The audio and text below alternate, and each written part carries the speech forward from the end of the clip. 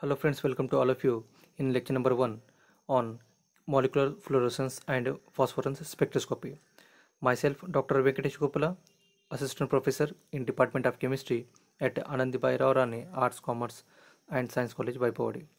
Friends, in this chapter we will study the theory of molecular fluorescence and phosphorus spectroscopy, also the Jablonski diagram for energy levels, instrumentation of fluorimetry, which includes single as well as double beam filters.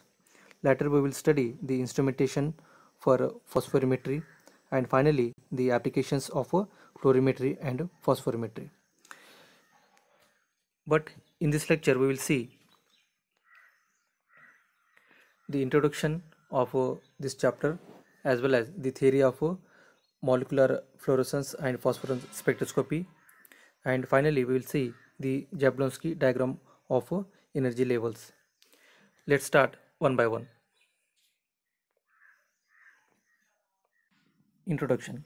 Many compounds can be activated or brought to higher energy state when they absorb energy in the form of heat or radiations. From higher state, compound emits radiations while coming to lower energy state. The absorption of light requires only 10 raised to minus 15 seconds. The absorbed energy is instantaneously re-emitted as a visible light of a longer wavelength than that of a absorbed one.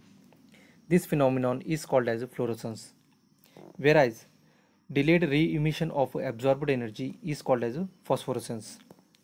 Fluorescence process takes place approximately in 10 raised to minus 8 seconds or less than that after the absorption of energy, while phosphorescence process requires more than 10 raised to minus 8 seconds. That's why it is called as delayed process. Fluorimetry is a study of fluorescence, while phosphorimetry is a study of phosphorescence. Now let's see the theory of molecular fluorescence and phosphorescence spectroscopy. In a molecule, there are several electronic energy levels are there. The molecule absorbs UV and visible light, and electron undergoes a transition from low energy level to high energy level and is called as a excited energy level. For most molecules, the electrons are paired in the ground state with the opposite spin. Such a state is called as a singlet state. Here the term singlet is associated with the number of unpaired electrons present in a molecule.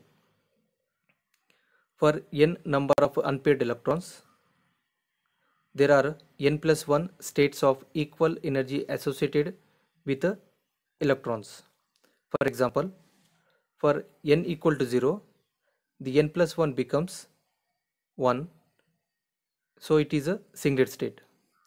For n equal to 1, the n plus 1 becomes 2, so it is a doublet state.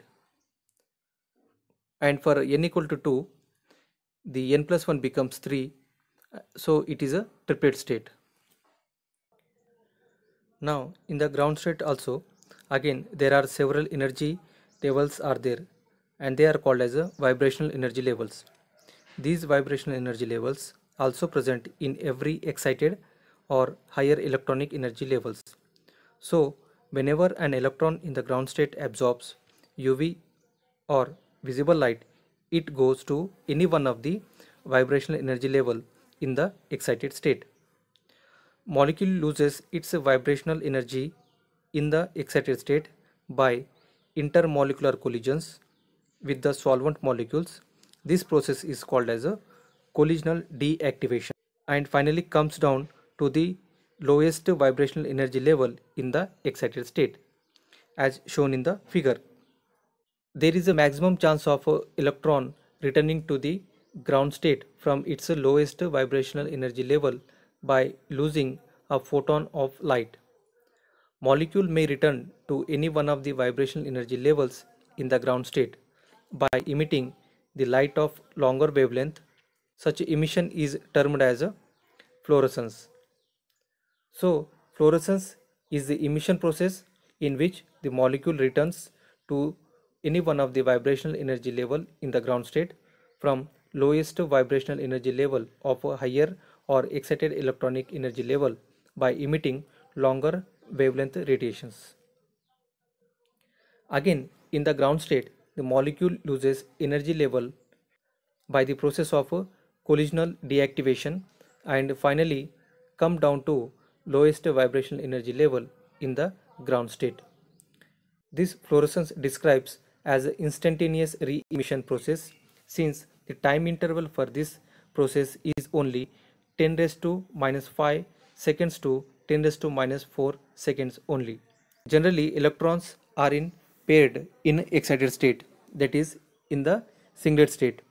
However, electrons like pi electrons get unpaired in the excited singlet state, which are now termed as a excited triplet state. So, electrons in the excited triplet state have less possibility for emitting light and come down to ground state.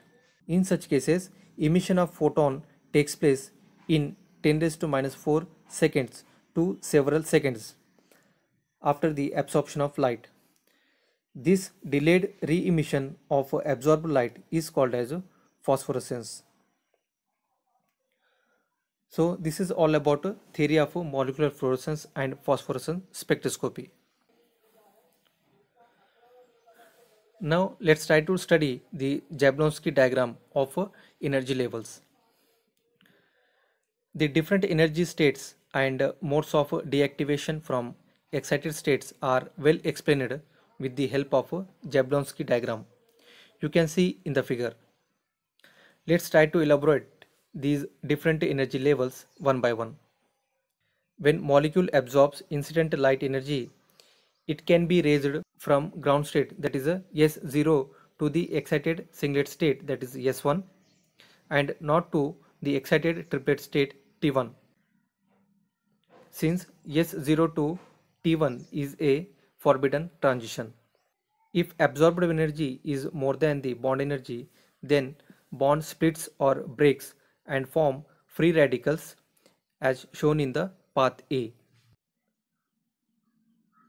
If absorbed energy is less than the bond energy, then electron may rise from lowermost vibrational energy level of S1, that is ground state, to any one of the vibrational energy level of S1, that is excited state, as shown in the figure, that is path B. The excited electrons quickly come down to lowermost vibrational energy level of excited state by losing the excess vibrational energy as shown in the path C. This is known as a vibrational relaxation. As we saw the previously, such process is done by the collisional deactivation. From lowermost vibrational energy level of S1, that is excited state, the electron may come back to ground state, that is S0, by emitting light energy. This process is known as fluorescence, which occurs at about 10 raised to minus 8 seconds after the absorption of light. You can see in the figure the path D. Now if electron changes its spin, it will cross over from S1 to T1, that is from excited singlet state to excited triplet state, and this is known as a intersystem crossing. You can see in the figure, that is a path E. Here also the electron may come down to lowermost vibrational energy level of T1 by the process of collisional deactivation. The vibrationally relaxed electron come back to S0, that is a ground state, by emitting the light energy. This relaxation step is known as a phosphorescence. You can see in the figure the path G shows the fluorescence process.